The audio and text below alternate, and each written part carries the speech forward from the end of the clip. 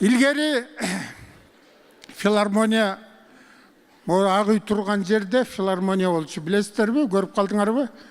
Анан Кудай берген жерде болчу да филармония. Бияк капталыбызда бильярд, шаар боюнча азыр ар бир көчөнүн бурчунда бильярд ошол жерде.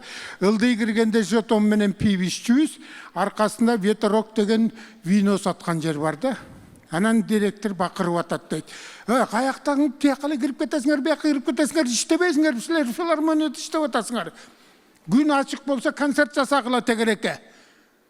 Күн жаап туруп алса залга смендеши репетиция кылгыла. Түшүндүңөрбү? Бейшеки басканыңарды мен көрбөйүн деп бакырып кетти дейт. Карап турабыз дейт, Панфилов паркынан чыгып кеткенде эле баарыбыз шатырап чуркап эле ветерокко барып, бир чоң стакандан винону ичип, экинчисин ичели деп алсак эле директор кирип келди дейт. Кирип келип эле столго папкасын урду дейт. Мен эмне дедим эле деп. Десе баарыбыз турабыз дейт, эстебес пайка айтып берип атат. Баарыбыз сөз таппай турсак, Асанкул шантышенип минтип атат дейт. Ой, жапака, уруспаңыз, ойланан уруспаңыз. Сиз айтпадыңызбы, күн ачык болсо концерт жасагыла дедиңизби? Ооба. Күн жаап туруп алса, залга кирип сагылды дедиңиз. Туура.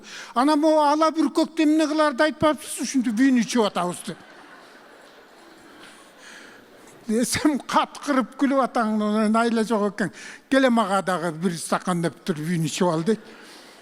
Анан ошол филармония бусулуп, ак үй курулбадыбы. Анан жана мыскыл тамаша ойноп ийип аткандар ошондон.